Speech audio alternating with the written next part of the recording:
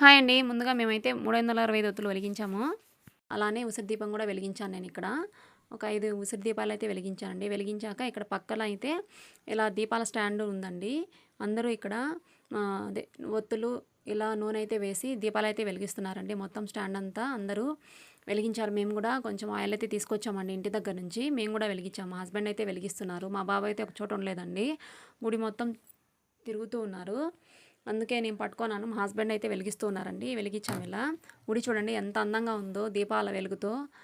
మొత్తము చాలా బాగుందండి. ప్రకాశవంతంగా, ప్రశాంతంగా ఉందండి ఆ పౌర్ణమి రోజైతే.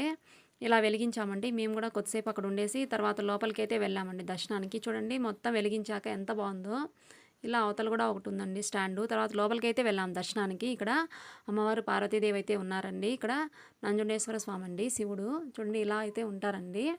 ఇలా స్వామివారికి అయితే ఇలా